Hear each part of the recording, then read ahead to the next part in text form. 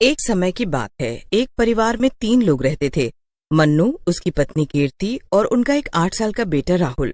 रमेश किसी फैक्ट्री में काम करता था और उसकी पत्नी घर संभालती थी। उसका एक खुशहाल परिवार था। मन्नू और कीर्ति राहुल को बहुत प्यार करते थे। सब कुछ बहुत ही अच्छा चल रहा था।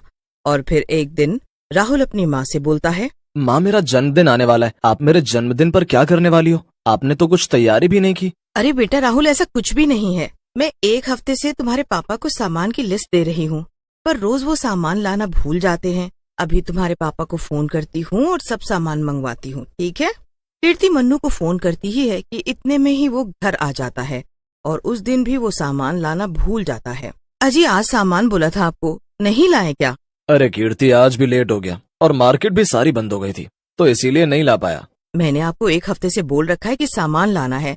राहुल के जन्मदिन को सिर्फ 2 दिन बच गए हैं और आप हैं कि सामान ही नहीं ला रहे हैं अभी तक। अगर कल सामान नहीं आया ना तो घर में मत आइएगा आप, समझे? अगले ही दिन मन्नू को काम से आने में देर हो जाती है और मार्केट भी बंद हो जाती है। मन्नू वहीं पास के नुक्कड़ पर जाकर बैठ जाता है। क्या हुआ भाई साहब, बड़े परेशान लग रहे हो? कोई बात है क्या? अरे भैया, मेरे बेटे का जन्मदिन है और मार्केट बंद हो गई है। अगर आज भी मैं सामान लेकर नहीं गया तो मेरी पत्नी मुझे घर में नहीं घुसने देगी। समझ नहीं आ रहा क्या करूं। अरे परेशान मत हो, यहाँ थोड़ी दूर पर ही एक मार्केट है, मैं तुम्हें ले चलता हूँ। तुम वहां से अपना सारा सामान खरीद सकते हो। फिर वो आदमी मन्नू को उस मार्केट में लेकर जाता है। मन्नू मार्केट देखकर बड़ा हैरान हो जाता है क्योंकि वो बहुत ही बड़ी और सुंदर होती है। मन्नू ये देखकर बहुत खुश हो जाता है और अपना सामान लेने लगता है। मन्नू एक एक करके सब दुकानों से सामान लेने लगता है, लेकिन वो देखता है कि वहाँ के सब दुकानदार थोड़े अजीब से ही होते हैं। किसी के चेहरे पर कोई मुस्कुराहट ही नहीं होती, बस सबके सब चुपचाप बैठे सामान बेचते रहते हैं। कोई दुकानदार बात भी नहीं कर रहा होता। लेकिन यहाँ के लोग बहुत अजीब हैं, ज्यादा बात ही नहीं करते। खैर मुझे क्या, मुझे तो मेरा सामान मिल गया ना। अरे सब खरीद लिया तुमने? कुछ रह तो नहीं गया? अरे नहीं नहीं, सब खरीद लिया मैंने। और ऐसी मार्केट मैंने पहली बार देखी है जहाँ इतना सस्ता सामान मिलता है। लेकिन मैं इतना सारा सामान अकेले घर लेकर कैसे जाऊंगा, बस यही सोच रहा हूँ। यहाँ तो कोई रिक्शा या ऑटो भी नहीं दिख रहा। अरे थोड़ी ही दूरी पर मेरा ऑटो खड़ा है, मैं तुमको तुम्हारे घर छोड़ देता हूँ। इतनी रात में ये ऑटो कहाँ से लाया? जब मिला था तब तो ये पैदल ही था। खैर मुझे क्या, मुझे तो घर जाने से मतलब है। मन्नू ज्यादा नहीं सोचता और उस आदमी के साथ चला जाता है और उसके ऑटो में बैठकर अपने घर के बाहर उतर जाता है। फिर वो आदमी वहाँ से चला जाता है और मन्नू अपना सामान लेकर घर आ जाता है। कीर्ति बहुत खुश हो जाती है और वो दोनों सारा सामान घर के अंदर ले जाते हैं। फिर वो सब खाना खाकर कमरे में लेट जाते हैं। लेकिन उस रात मन्नू उसी मार्केट के बारे में सोचता रहता है और फिर सोचते सोचते सो जाता है। ऐसे ही 2 दिन निकल जाते हैं और राहुल का जन्मदिन आ जाता है। रात को राहुल के सारे दोस्त घर आते हैं और उसे विश करते हैं। कीर्ति फिर जन्मदिन की तैयारी में लग जाती है। कीर्ति फिर अंदर से केक लेकर आती है और टेबल पर रख देती है। फिर सब लोग केक के आसपास इकट्ठा हो जाते हैं और राहुल केक काटने लगता है। सब राहुल को मुबारकबाद देते हैं। सब बच्चे मास्क लगाते हैं, पर मास्क लगाते ही वो अजीब हरकत करने लगते हैं। थोड़ी देर तो मन्नू और कीर्ति को ये सब मजाक लग रहा होता है, पर जब वो देखते हैं कि एक बच्चा जिसने कुत्ते का मास्क पहना है वो सबको काटने लगता है, तो वो लोग डर जाते हैं। जी, जल्दी सबके चेहरे से ये मास्क उतरवाओ, कुछ तो गड़बड़ है। मन्नू सबके चेहरे से मास्क उतारने लगता है, पर वो मास्क तो उनके चेहरे से चिपक गए होते हैं और उतरने का नाम ही नहीं ले रहे होते हैं। अब दोनों चिंता में आ जाते हैं। अरे कैसे मास्क है ये? और बाकी जो भी सामान तुम कल लेकर आए हो ना, सब पे कुछ गड़बड़ है। तुम कुछ करो ना। तुम अभी के अभी उस मार्केट जाओ और जाकर दुकानदार से बोलो। पर अभी तो काफी रात हो चुकी है। अरे कैसे मास्क है ये? और बाकी जो भी सामान तुम कल लेकर आए हो ना, सब पे कुछ गड़बड़ है। तुम कुछ करो ना। तुम अभी के अभी उस मार्केट जाओ और जाकर दुकानदार से बोलो। अरे अब दिन रात मत देखो और अभी के अभी जाओ। मन्नू कीर्ति के जिद करने पर तभी के तभी मार्केट के लिए निकल जाता है। वहां जाकर वो दुकानदारों से सामान की शिकायत करता है और उसे वहां से कोई जवाब ही नहीं मिलता। अरे अजीब बात है, मैं कब से बोले जा रहा हूँ पर यहाँ तो कोई दुकानदार कुछ बोलता ही नहीं। बड़े ही अजीब। मन्नू पागलों की तरह गुस्से में चिल्लाने लगता है और उसको ऐसे चिल्लाते देख सब दुकानदार गुस्से में आकर अपना रूप बदल लेते हैं। सबके सब भूत और चुड़ैल में बदल जाते हैं। सबके सब जोर जोर से चिल्लाने लगते हैं। अब बोल, क्या बोल रहा था? बोल, दिखा अब तुझे क्या दिक्कत है। इतने सारे भूतों और चुड़ैलों को देखकर मन्नू तो डर कर पीछे हट जाता है। ये सब क्या है? ये आम इंसान एकदम भूत चुड़ैल में कैसे बदल गए?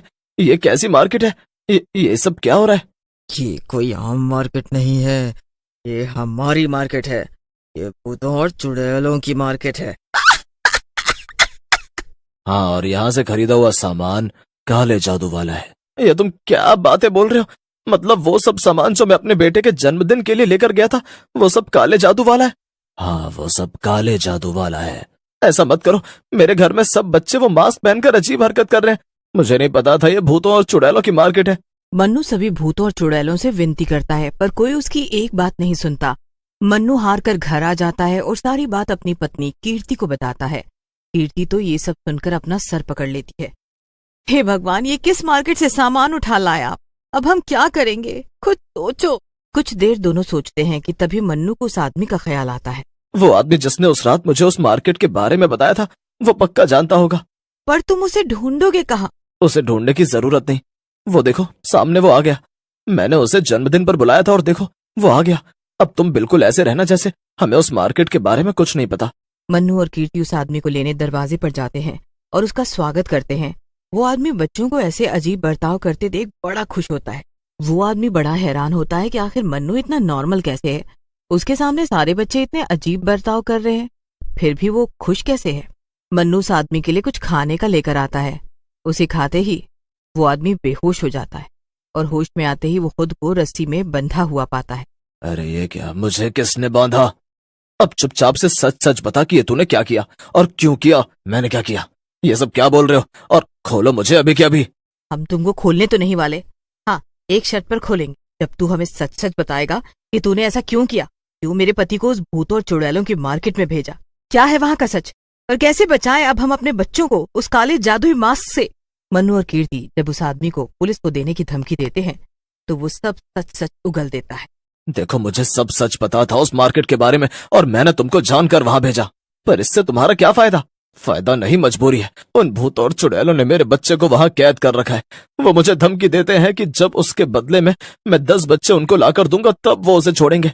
जब तुमने बताया कि तुम्हारे बेटे का जन्मदिन है तो मैं खुश हो गया कि यहाँ तो बहुत बच्चे आएंगे और मैं अपने बच्चे के बदले उनको देकर उसे आजाद करा लूंगा। तो तुम अपने एक बच्चे के लिए इतने बच्चों की कुर्बानी देने को तैयार हो? तो मैं क्या करूं, मेरे पास और कोई रास्ता नहीं बचा। हम तुम्हारे बच्चे को बचाने का कोई तरीका ढूंढते हैं। सब मिलकर उस आदमी के बच्चे को बचाने का तरीका सोचते हैं और फिर उनको एक तरकीब सूझती है। इस बार कीर्ति उस मार्केट में जाती है। वो बड़े ध्यान से एक एक दुकान पर जाती है और देखती है। उसे एक दुकान पर एक बच्चा दिखता है जिससे दुकानदार नौकरों की तरह काम करवा रहा होता है। कीर्ति समझ जाती है कि ये उसी आदमी का बच्चा है। मुझे यहाँ से वो सामान और उधर से 2 पैकेट आटा और हाँ, वहां से एक एक पैकेट सब पैक कर दो। दुकानदार सब पैक कर देता है और अब कीर्ति अपनी चाल चलती है। अरे, मेरी गाड़ी तो वहां खड़ी है, मैं कैसे ये सामान वहां तक लेकर जाऊं? आप इस बच्चे को बोलो ना कि मेरा सामान गाड़ी तक छोड़ कर आए। कीर्ति उस बच्चे को अपने साथ लेकर जाती है।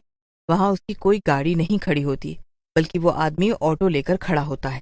बाप और बेटे एक दूसरे को देखकर खुशी से पागल हो जाते। जल्दी अंदर बैठो और वक्त मत बर्बाद करो। कीर्ति उस बच्चे को अंदर बैठाती है और वो वहां से निकल जाते हैं। उसके बाद वो सीधा घर आ जाते हैं। उस आदमी के बेटे को वो बचा लेते हैं, पर अब चिंता होती है उन बच्चों की जिन्होंने मास्क लगा रखा होता है। अब तुम्हारा बेटा तो तुमको मिल गया ना, पर इन बच्चों को कैसे ठीक करें? ये मास्क इनसे चिपक गए हैं। मुझे पता है कि ये कैसे ठीक होंगे। ये मास्क पेपर के हैं, तो बस आप इनके ऊपर पानी डालो जिससे ये अपने आप खराब हो जाएंगे। बस फिर क्या, सब लोग उन बच्चों पर भर भर कर पानी डालते हैं और कागज के मास्क गलकर निकल जाते। मास्क निकलते ही बच्चे पहले की तरह नॉर्मल हो जाते हैं। उसके बाद कीर्ति उस मार्केट से लाए सब सामान को आग लगा देती है और फिर सब मिलकर राहुल का बर्थडे सेलिब्रेट करते हैं।